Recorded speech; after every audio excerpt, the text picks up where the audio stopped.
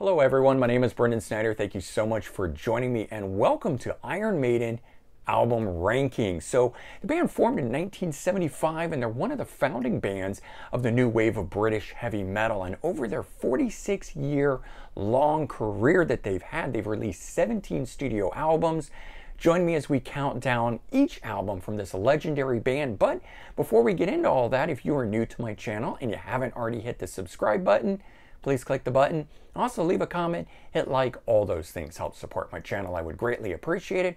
And of course, as an added bonus, by subscribing, you'll be able to stay up to date on all that's going on in the world of music, just like this, with Iron Maiden album ranking. And so, as I mentioned, 17 studio albums for us to run through here, so let's jump right into it.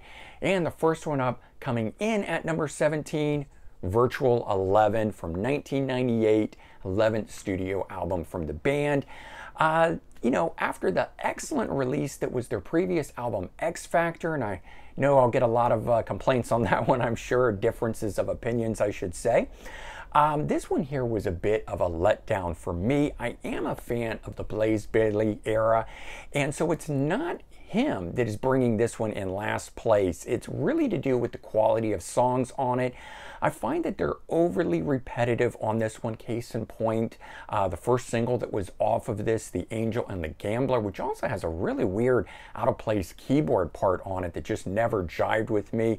And the other one being When Two Worlds Collide. That just parts of these songs get very repetitive, both musically and lyrically, and I get bored with them very quickly. But still, there are some great songs on this. Future Real, The Klansman, of which they still perform live in concert sometimes. So unfortunately though, these songs here were not enough to save it, which is why this one comes in last place. All right, coming in at number 16, we have Book of Souls from 2015, 16th studio album from the band. First double album from the band too. For me, the production on it is a bit raw. The songs take a while to get into, to really get going. And so some of the songs here, they're just a bit too long, and I tire of them before even really getting into them. Unfortunately, none of the songs really stand out, and I just wasn't very fond of the singles either, all of which is what makes this album fall in at number 16.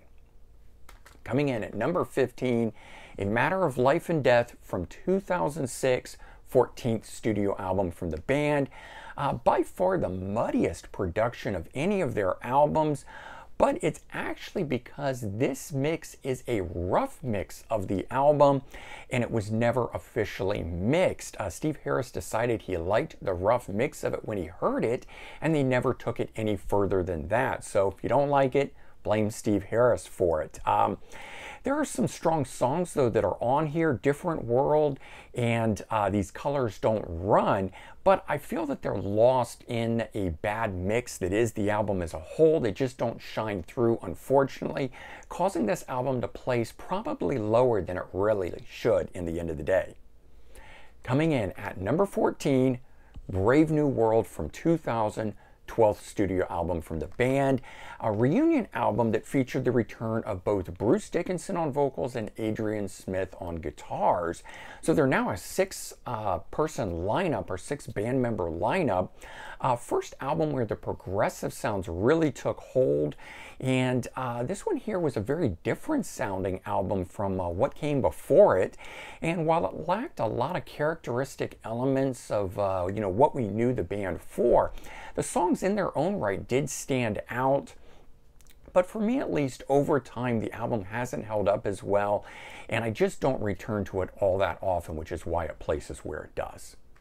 Coming in at number 13, Seventh Son of a Seventh Son from 1988, 7th studio album from the band, last to feature guitarist Adrian Smith until his return in 2000. For me, this was their commercial album. The songs on here have a more radio-friendly vibe to them. And the singles themselves didn't really do it for me on here, but there are some good deep cuts on it that make up for it, in particular Moonchild and the title track itself, Seventh Son of a Seventh Son, are all really good. But the 80s production value on this, I feel leaves it a little bit dated in this, and which is why it brings it in where it does, but it's still a fun listen overall. All right, coming in at number 12, Senjutsu from 2021, their brand new studio album just out, 17th studio album at that, and another double album. The band is trying some new things on this one here. Case in point, the lead single, The Writing on the Wall, the different sounds. It's got an American Western vibe to it. It's got some acoustic instrumentation mixed in with it. Overall, the album itself has a different sound than past albums. It's slower, it's darker, it's got a more brooding and moody sound to it at times. But the songs themselves have a lot of character and a lot of depth to it, making for a very interesting listen overall. It does hold my attention even on the longer songs. Favorite tracks on the album so far include Days of Future Past, The Time Machine, and Hell on Earth, which is why this one is ranking as high as it does already in the album ranking list here. Coming in at number 11, The Number of the Beast from 1982, third studio album from the band.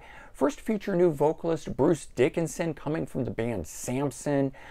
Builds on the sounds from the first two studio albums, but this one here is more fully embracing that metal sound, and it does feature three of their most iconic songs, The Number of the Beast, Run to the Hills, and Hallowed Be Thy Name.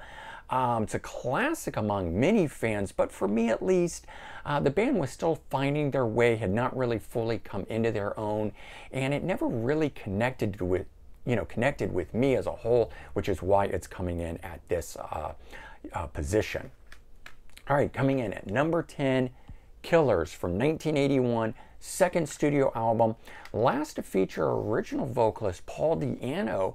Better production than the debut, but did have the band moving away from their more punk vibe of the debut, to embrace that more metal sound. And while it has some very early iconic songs on it like Wrathchild and Killers, it's not filled with all the classics the way that the debut does, which is why this one's coming in behind it.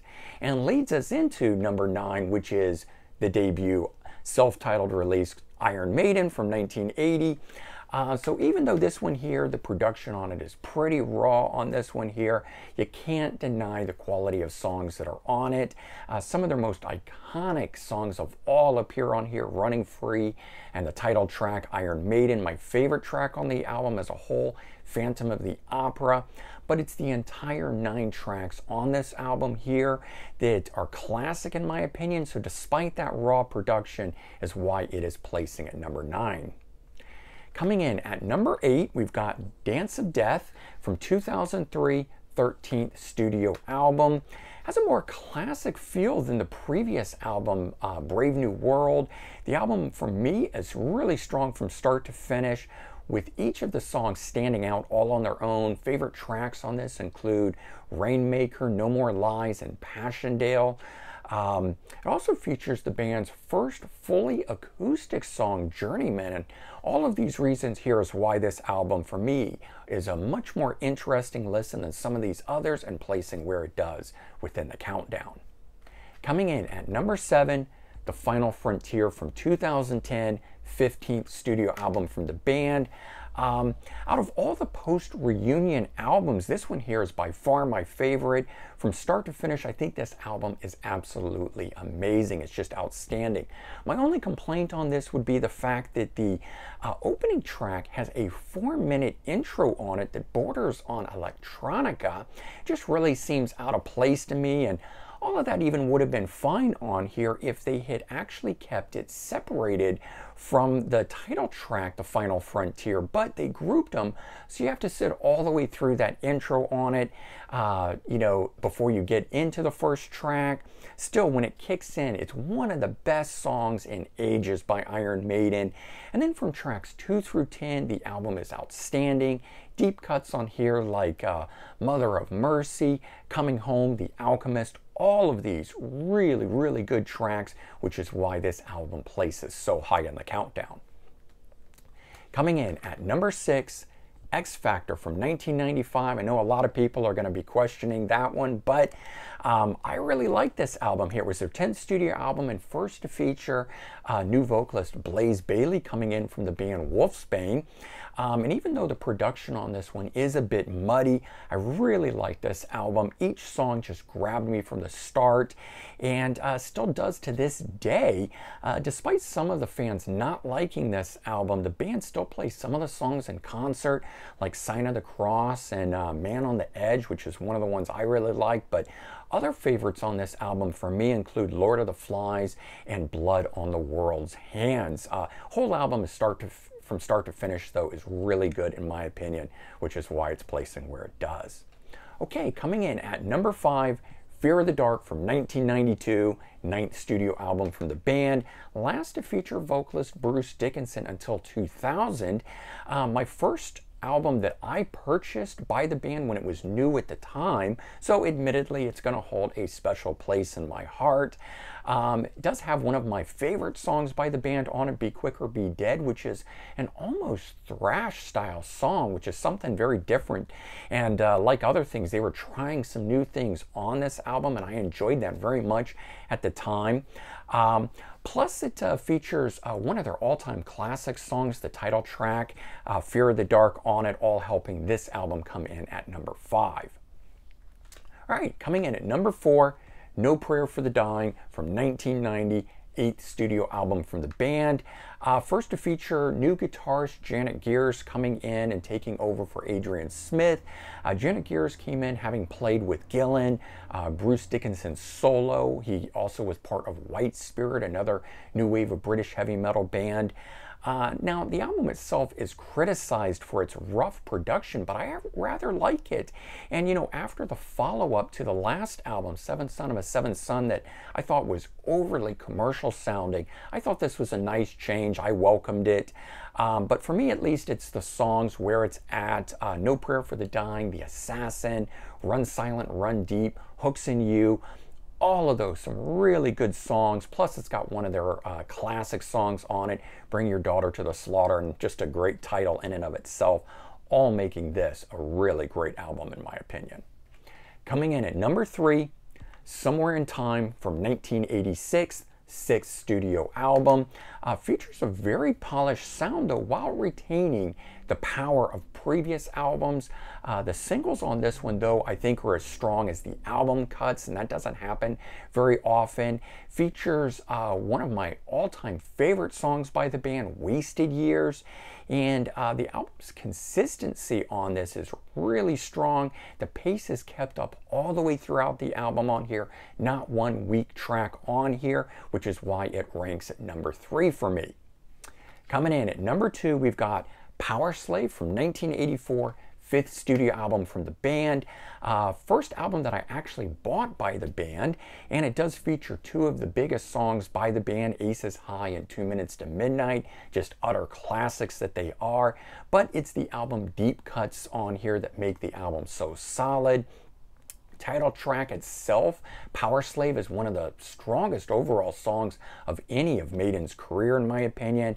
And even though the album itself actually only has 8 songs, it's still 51 minutes long, all of which is why this album is placing at number 2. And coming in at number 1, Peace of Mind from 1983, 4th studio album from the band. For me, this is the album where all things came together for the band. They really came into their own here. The album has the right production, the quality of songs to match, and the consistency throughout the album. Features some iconic songs like Where Eagles Dare, Revelations, Flight of Icarus, and of course the all-time classic, The Trooper. But the whole album is just great from start to finish in here, making it my number 1 pick for Iron Maiden album ranking. And there you go. Hope you guys enjoyed this. Do check the description for links to related videos. In particular, I've done a full review for the brand new Iron Maiden album Senjutsu. You can check that out. Plus, I've also done a review and unboxing of the box set, Eddie's Archives, that you can see behind me there. So if you're interested in either of those, check those out. Also, if you're still watching this and you really enjoyed it, please share this video out on social media, share it, help get the word out that way. I would also really appreciate it. All right, everyone, have a great day. Take care, and I'll talk to you all soon. Bye-bye.